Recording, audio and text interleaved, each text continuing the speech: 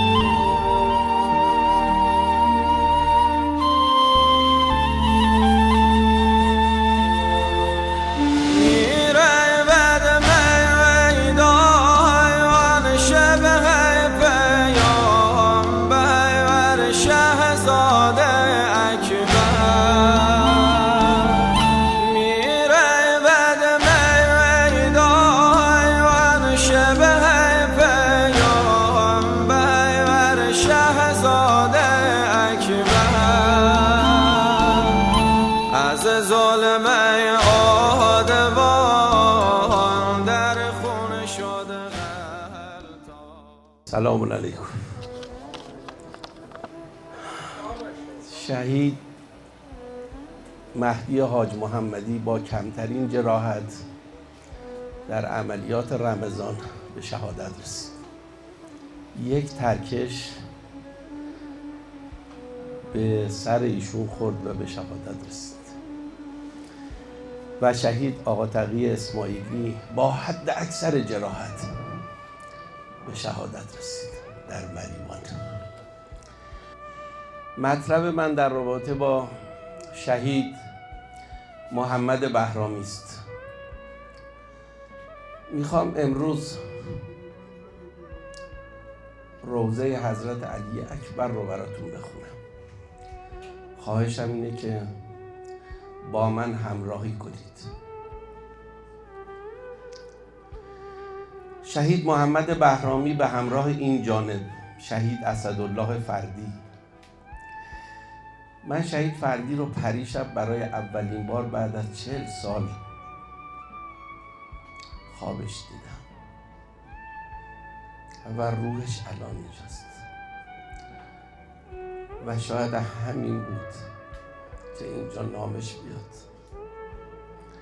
با شهید صادق خانجانی، با آقا تقی سیدین، با آقا محمد خسروی، به همراه آقای مهدی مرتضوی که کمک‌های مردمی را از خمین جمع کرده بود، در شهریور ماه سال 60 به مهاباد اعزام شدیم. داستان اعزاممون و اون بچه‌هایی که آردی شده بودن و سردار شمس در جلسه قبل تعریف کرده و من از بازماندگان اونها هستم. با ورود به مهاباد همگی ما به واحد عملیات معرفی شدیم و بعد از چند روز به عنوان نیروی تکبر عملیاتی برای تأمین امنیت شهر به داخل شهر رفتیم. شهید محمد بهرامی قدی بلند و ورزیده داشت. اسلحه جسه به خوبی در دستانش جای می گرفت و ردیف خشابها و نارنجک را به خوبی روی فانوسقش قرار می گرفت و آنها را بر کمر می بست. قبراق و کارورزیده بود. بعد از مدت کوتاهی از نیروی تکبر تأمین کوچه و خیابان تبدیل به نیروی تکبر عملیاتی شد و نهایتاً از نیروهای فعال گردان جندالله اطلاعات و عملیات تبدیل شد. خوش برخورد، شاداب، امیدوار و با همه دوستان و رزمندگان روابط خوبی داشت. نیروهای مهاباد بیشتر آذری زبان بودند و به سختی فارسی حرف می زدند و ما هم آذری بلد نبودیم و اگر هم مقداری یاد گرفته بودیم به سختی با آنها حرف می زدیم. محمد با لهجه زیبای خمینی با آنها شوخی می کرد. صبح 1/11/1362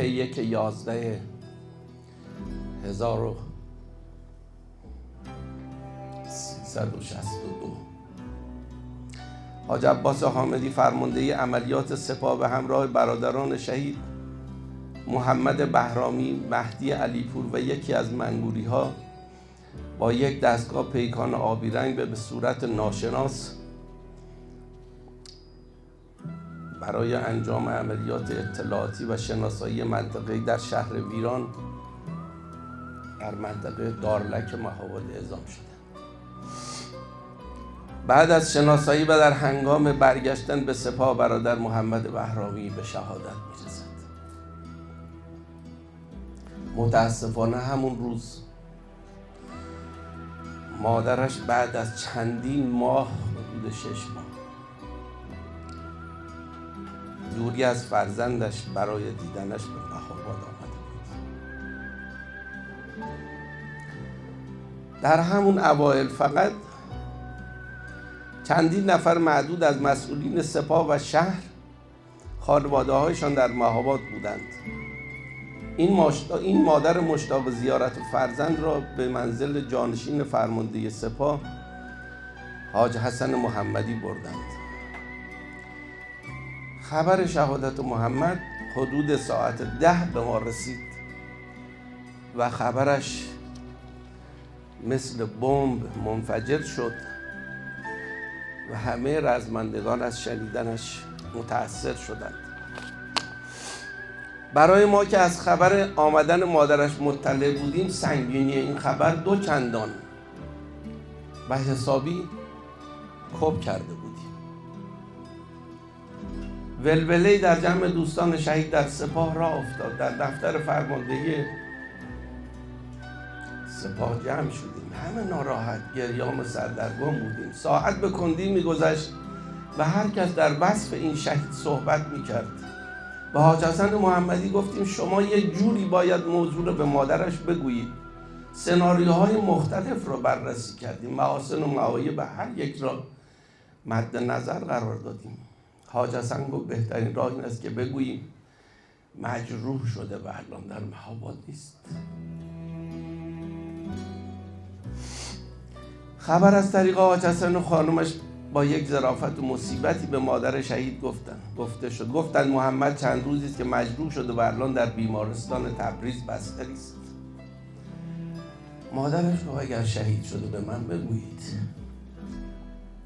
بعد از نماز صبح من به همراه حاج حسن و خانمش و مادر شهید با یک دستگاه پیکان به طرف خمین از مسیر سلموز، تبریز، تهران، قم، عراق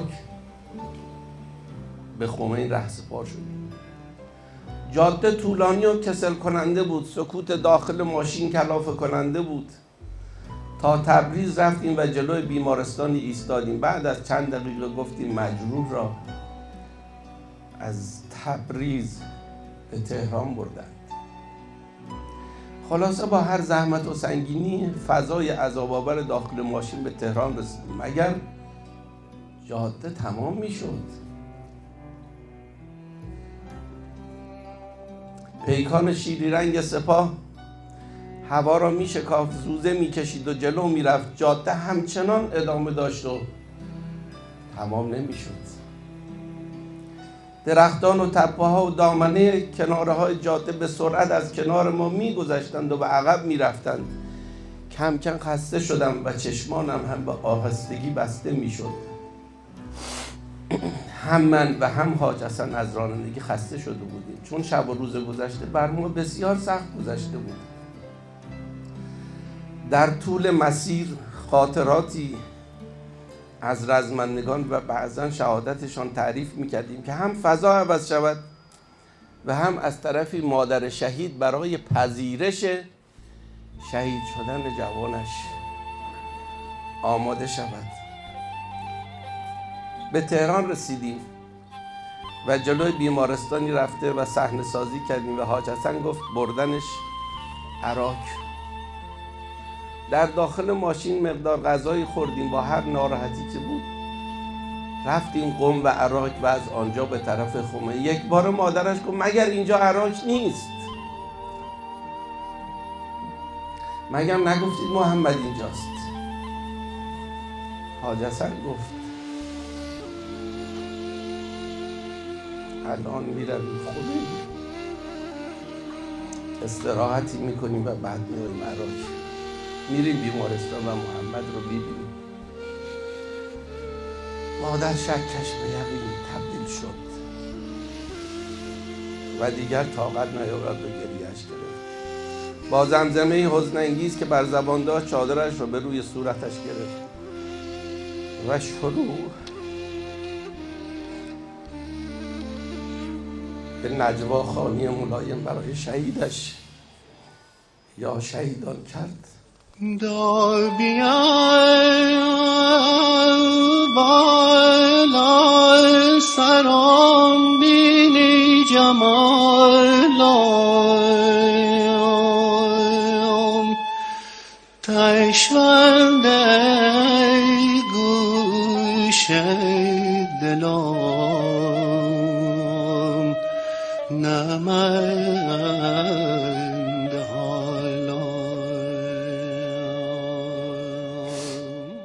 خانم حاج حسن بغلش کرد و با اینکه خودش هم گریه میکرد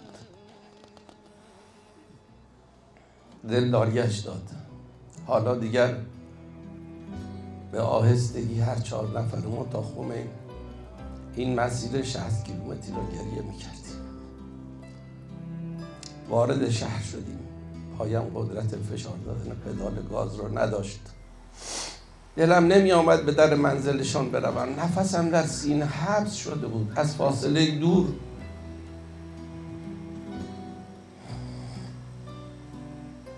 تجمعی در به منزلشان دیده می شد.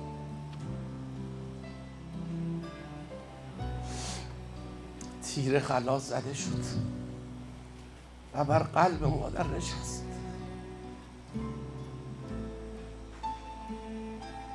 شیون و فریاد مادر به هوا رفت. من و حاج حسن هم به آهستگی گریه می‌کردیم. درب منزلشان که رسیدیم محیط و درب و دیوار را سیاه‌پوش و چراغانی کرده بودند. جمعیت زیادی اومده بود، سیاه‌پوش و عزادار. همه خودشان را در این غم شریک می‌دانستند. با رسیدن ما هیاهویی برپا شد. از ماشین پیاده شدیم. پای مادر یارای رفتن نداشت. صحنه عصر عاشورا تداعی شد. خانم‌های منتظر به استقبال آمدند و این مادر نالان را چون زینب در کربلا به آغوش کشیدند. شیون کردند و همگی ناله زدند صبر را مفهوم معنا زینب است، کعبه غمهای دنیا زینب است. جهت شادی ارواح طیبه شهدا، خصوصا شهدایی که میشناسیمشون، یادی ازشون شد و ما بازماندگان اون شهدا هستیم و انشاءالله اونها ما رو شفاعت کنند. بر محمد و آل محمد صلوات. سلام ای غروب غریبانه دل، سلام ای طلوع سحرگاه رفتن، سلام ای غم لحظه های جدایی،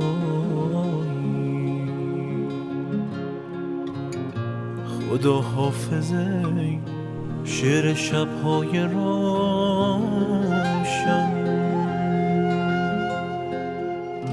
خدا حافظ ای شعر شب‌های روشن. خدا حافظ ای قصه عاشقانه،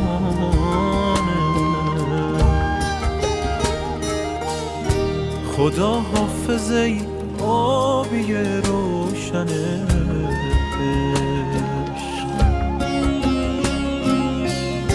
خدا حافظ ای عطر شعر شبان.